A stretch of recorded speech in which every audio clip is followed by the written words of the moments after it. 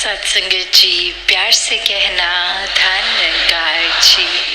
पेवा के इस अनाज मंडी में जहाँ सभी सत्संग के लिए आए हैं और मनों के भाव सभी के इस दातार, इस निराकार, इस एक के प्रति ये श्रद्धा, ये भाव कि ये नाम तो हमेशा से किसी ने अपने श्रद्धा के हिसाब से, अपनी आस्था के हिसाब से जिस नाम से पुकारा, पर ये सच्चाई एक, ये फॉर्मलेस, ये हमेशा से रहने वाली, हमेशा तक, हमेशा के बाद भी रहने वाली ये सच्चाई।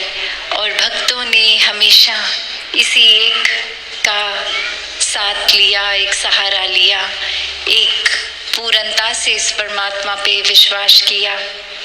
और ये विश्वास ऐसा वाला विश्वास नहीं रखा कि जब तक हमारे जीवन में सब कुछ हमारे हिसाब से चल रहा है तब तक तो इस परमात्मा पे विश्वास है, पर जिस समय भी कोई ऐसा कार्य हुआ जो हमारे मुताबिक नहीं, तो फिर परमात्मा के किए में ही नुक्स ढूंढने लग गए, ये मन से कंप्लेंट्स आने लग गई।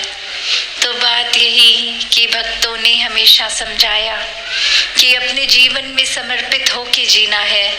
ये परमात्मा के हर पल में जो भी ये कार्य हो रहे हैं उसको सिर्फ एक मजबूरी की तरह नहीं, एक पूरे दिल से, एक रहमत की तरह मानते हुए, एक प्रसाद की तरह मानते हुए हर पल को इस तरह जीवन में डालकर आगे बढ़ना है। दातार इस तरह से इंसानों की जब ये रचना करी परमात्मा ने, तो वो कोई भेदभाव तो नहीं हुआ। एक कोई संसार की रचना में जैसे एक पैदाइश हुई है तो वो एक जगह के अनुसार ये ज़रूर हो सकता है कि थोड़े एक जेनेटिक रूप कि जहाँ बहुत सर्दी है तो उस तरह से ऐसे जीन्स आ गए हों कि वो सर्दी को शरीर एक अच्छी तरह झेल ले, और जहाँ गर्मी उस तरह से ये रंगों में भी चमड़ी के फर्क आ गया, एक खाने पीने के तौर तरीकों में फ़र्क आ गया। पर ये तौर तरीके इसलिए नहीं भिन्न भिन्न कि ये भिन्नता देखकर एक नफरत की जाए, ये तो हर एक की अपनी यूनिकनेस है, अच्छाई है, एक खूबसूरती का कारण है। तो इंसानों ने जहाँ खूबसूरती और ये एक यूनिक चीज़ें जो अलग दिखने में हैं उसको नफरत का कारण बना लिया है। पर ये जब परमात्मा ही एक है, इसने एक तरह से सब पे किसी को कोई कला बख्श दी, किसी को कोई किसी के जीवन में किसी रूप में कुछ दिया, तो हो सकता है दूसरे इंसान के जीवन में वो वस्तु, वो रूप नहीं हो, पर कुछ और देकर नवाजा। तो बात यही कि एक समान ही ये रचना है, और ये नफरत अगर कर रहे हैं हम, तो वो अपने अंदर हमें झांक कर देखना होगा कि या तो हम ये कहना छोड़ दें कि परमात्मा से प्यार है, या फिर परमात्मा की बनाई हुई रचना से नफरत करना छोड़ दें। तो बात यही है कि अगर वाकई ही परमात्मा से प्यार है तो हर एक इंसान से प्यार होगा, क्योंकि हर एक इंसान में ये परमात्मा है, ये आत्मा रूप अंश हर एक में। और कैसे फिर हर कोई इस दैवीय रूप का हकदार है, ये मोक्ष का हकदार है, ये खुद ही परमात्मा समान है। तो भाव हमारे, नज़र हमारी, नज़रिया हमारा, तो हर एक को कैसे आदर सत्कार से देखना है। चाहे एक किसी को बहुत करीब से जानते होंगे तो उनकी एक अच्छाइयाँ, कमियाँ सब दिखती होंगी, पर अपनी अंदर हमने क्या धारणा बना के रखनी है, क्या उनकी कमियों को ही सब कुछ बना लेना है, या वाकई ही उनकी अच्छाइयों पे भी देखना है। वो जजमेंटल हो जाते हैं अक्सर जब किसी को बहुत करीबी तरीके से जान लेते हैं।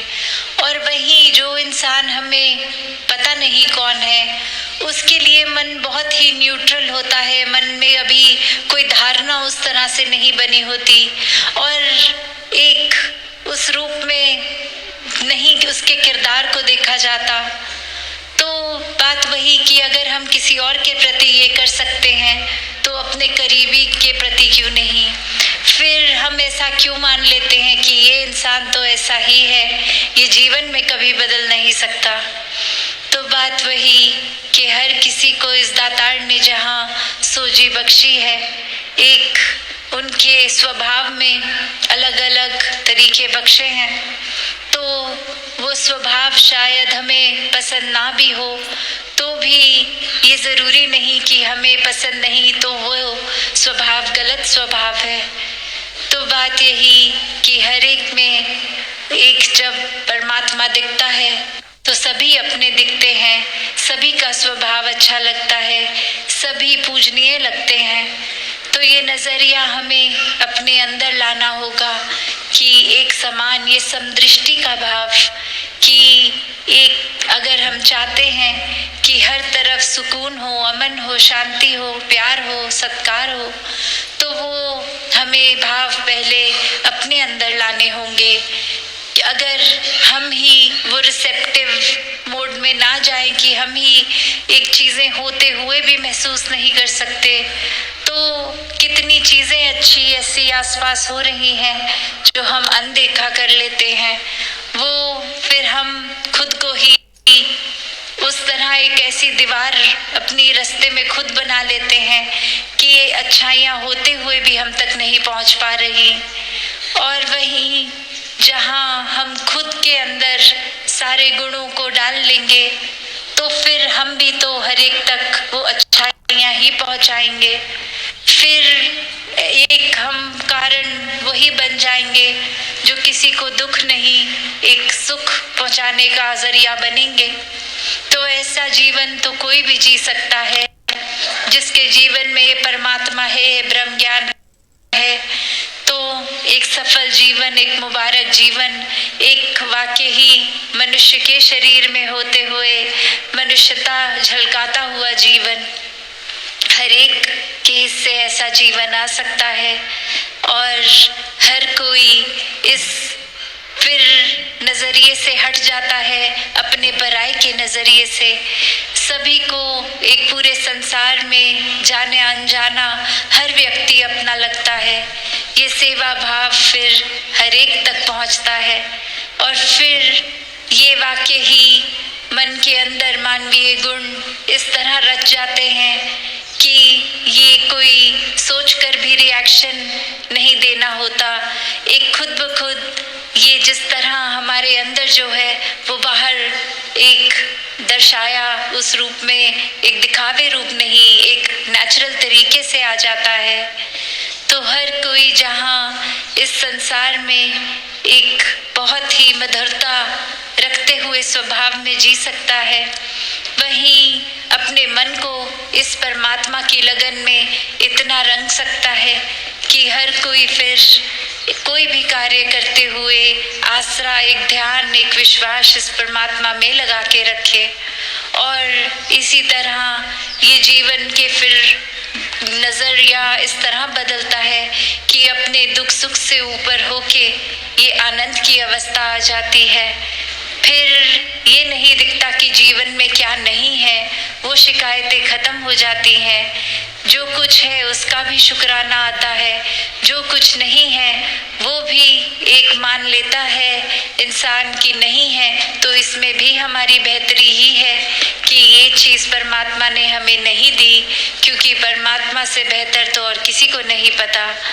तो हर कोई जहाँ भक्ति में जीवन जीता हुए एक संत की अवस्था प्राप्त कर लेता है। और संतों का जीवन तो ये कल्याण रूपी जीवन होता है जो एक सोशल तरीके से एक इंसानियत के रूप में तो इंसानों का भला करते ही हैं, पर संतों को तो ये आत्मा की पीड़ा का भी पता होता है कि जहाँ अपना जीवन एक ब्रह्म ज्ञान लेके सुखी हो गया और ये सुखी कोई दुनियावी धन दौलतें हासिल करने का नाम नहीं, ये आत्मा को सुखी करने की बात है। और संतों ने जब अपने जीवन में ये खुद देख लिया कि ब्रह्म ज्ञान से, इस परमात्मा से, इस निराकार से जुड़कर वाकई ही ये आत्मा की पीड़ा एक खत्म हो जाती है, वहीं फिर संतों का यही स्वभाव है कि वो कोशिश में लगे रहते हैं कि हर कोई इंसान अपनी इस पीड़ा से मुक्त हो जाए, एक आत्मा को अपना निज घर का पता चल जाए कि जीते जी भी इस परमात्मा के रंग में रहेंगे तो जीवन बहुत ही सहज आराम से निकल जाएगा। और जीते जी ये मुक्ति के हकदार होके फिर ये भी पता है कि आखिरी श्वास के बाद शरीर का जो भी होना होगा, ये कोई रिश्तेदार ये सब देखेंगे, पर ये आत्मा ने कहाँ जाना है, कहाँ से आई है। तो ये ब्रह्म ज्ञान की दात, ये एक सच से जुड़ने की बात है। तो हर कोई इस सत्य को हासिल करते हुए अपने जीवन को सुखदायी कर सकता है। दातार कृपा करे हर कोई सेवा सुमिरन सत्संग से जुड़कर इस निराकार से जुड़ के ये जीवन को आगे बढ़ाता जाए। सात संगत जी, धन निरंकार जी।